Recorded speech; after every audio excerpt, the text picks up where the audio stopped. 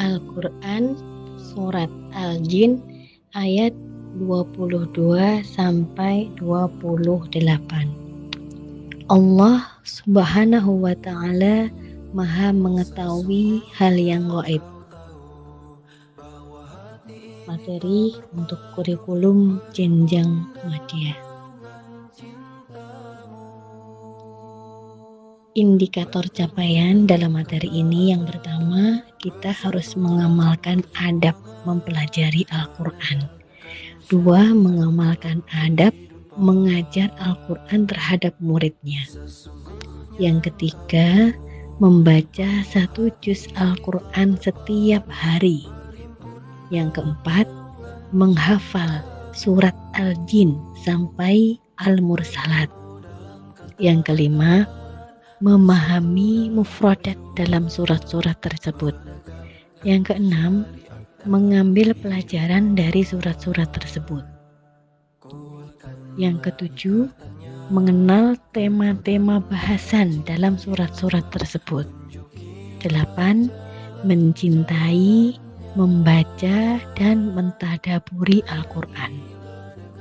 9. Mengagungkan Al-Quran. Yang ke-10, merasakan nikmatnya keindahan teks Al-Quran.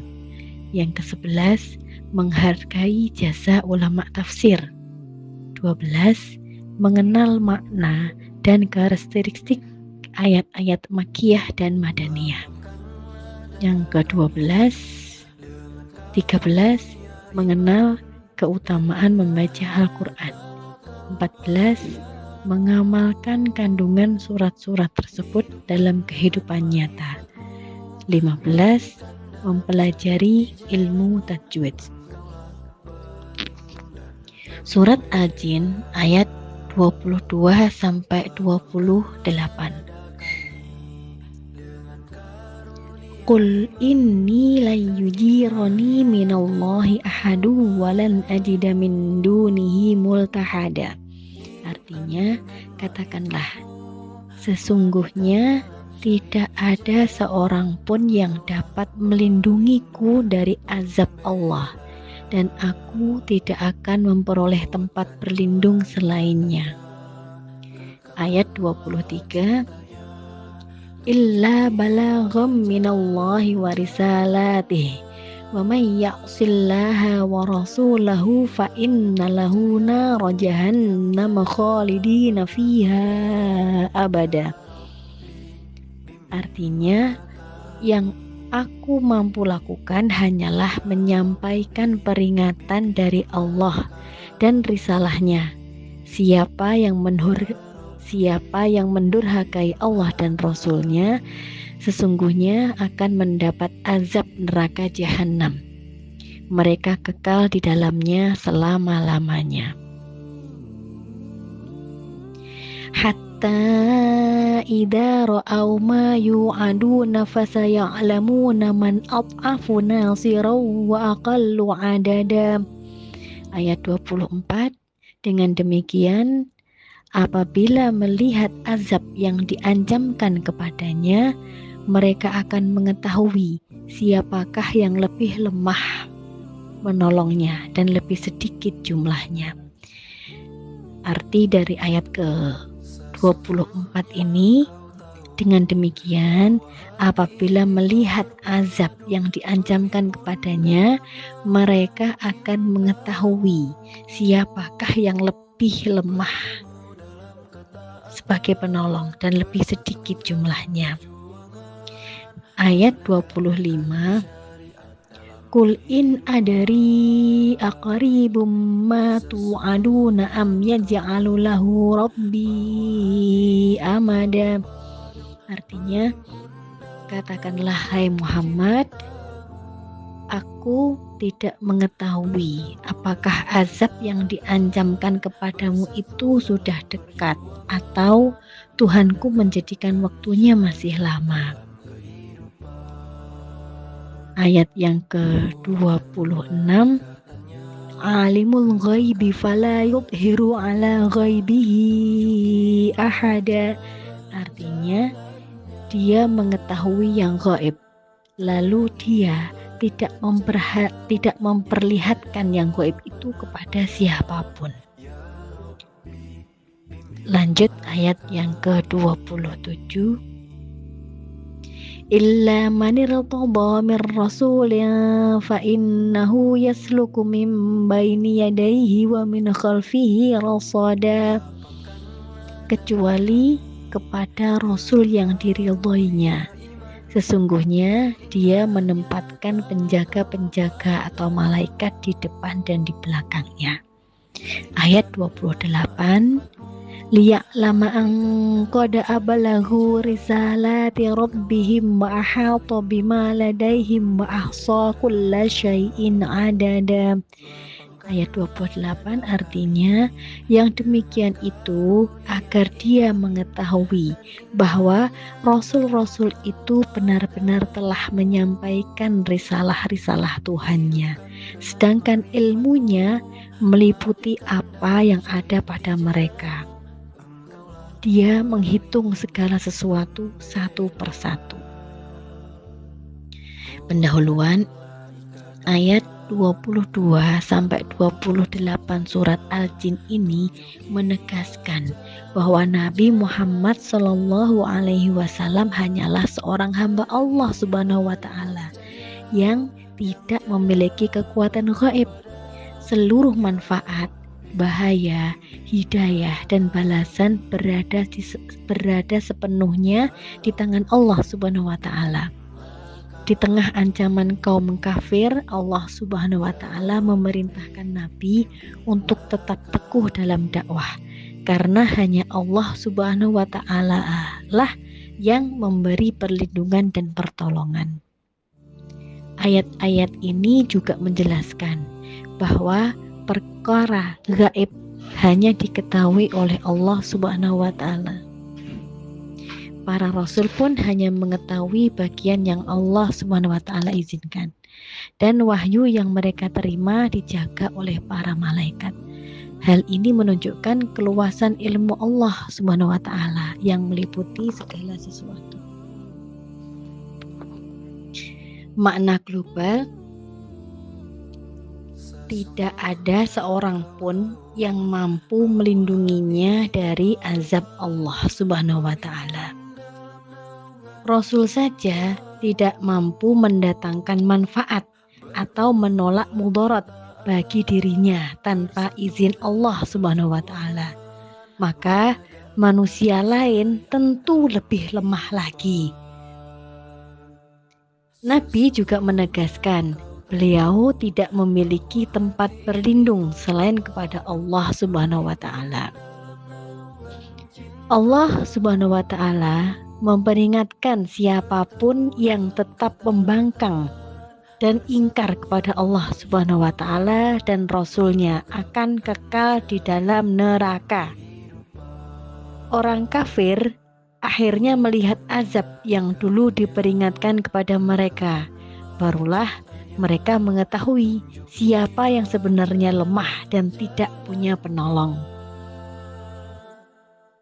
Nabi Shallallahu Alaihi Wasallam diperintahkan menjawab, tidak mengetahui waktunya kapan janji azab itu akan datang.